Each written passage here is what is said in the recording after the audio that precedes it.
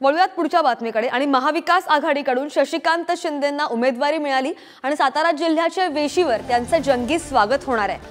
प्रीती संगमावर यशवंतराव चव्हाणांच्या समाधीचं सुद्धा ते दर्शन घेणार आहेत। तर आपण पाहतोय की जेव्हापासून शशिकांत शिंदे यांना उमेदवारी जाहीर झाली तेव्हापासूनच त्यांचं ठिकठिकाणी जिथे ते जात आहेत त्यांचं जंगी स्वागत होत आहे। आणि महाविकास आघाडीकडून शशिकांत शिंदेंना उमेदवारी मिळाल्यानंतर सातारा जिल्ह्याच्या वेशीवर सुद्धा त्यांचं जंगी स्वागत होणार आहे।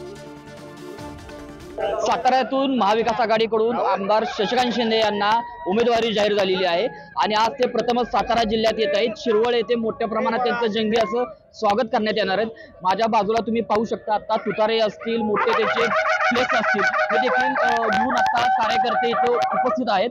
मोठ्या प्रमाणात शिरवळ ते कराडपर्यंत या रॅलीचं आयोजन करण्यात आलेलं आहे। माझ्यासोबत आता काही कार्यकर्ते आहेत, त्यांच्याकडून आपण जाणून घेऊयात।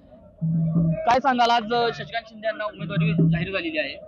आज या ठिकाणी सातारा लोकसभेच्या उमेदवारी आदरणीय शिंदे साहेबांना जाहीर झालेली आहे आणि सातारा जिल्हा हा आदरणीय पवार साहेबांना मानणारा, प्रेम करणारा जिल्हा आहे।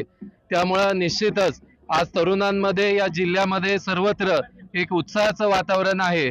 आव्हान काहीच नाही, सर्वसामान्य जनतेने ही लढाई त्यांच्या हातात घेतलेली आहे। आता लढाई फक्त धनशक्ती विरुद्ध श्रमशक्ती अशा पद्धतीची आहे। आमदार शशिकांत शिंदे ज्यांना आता खासदारकीची उमेदवारी मिळालेली आहे, आमदार शशिकांत शिंदे हे निश्चित खासदार झाल्याशिवाय राहणार नाहीत।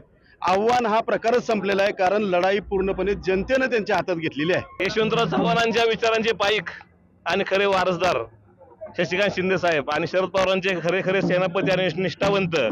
आज ही निवडणूक खऱ्या अर्थाने सातारा जिल्ह्यामध्ये पुढारी विरुद्ध जनता आहे आणि निवडणूक जनते हातात घेतली, पुढाऱ्यांच्या पण कुणी राहिलेलं नाही आणि गद्दारांना धाराशिव करूसाठी निवडणूक आहे आणि शिंदे साहेब दिल्लीपर्यंत जाणार आणि जावली दिल्लीचा प्रवास शशिकांत शिंदेचा शानदार होणार याची आम्हाला खात्री आहे। काय सांगाल? साहेबांना तिकीट मिळाल्यापासून खूपच जनतेत उत्साहाचं वातावरण झालेलं आहे आणि साहेब लहान ते मोठ्या कार्यकर्त्यापर्यंत पोहोचलेले आहेत आणि सर्वांना बहुमताने साहेब त्यांना निवडून देणार आहेत। शिरवळ पासून ते कराडपर्यंत भव्य असं रॅलीचं देखील आयोजन करण्यात आलेलं आहे। ठिकठिकाणी त्यांचं स्वागत करण्यात येणार आहे। साई सावंत, पुढारी न्यूज, सातारा।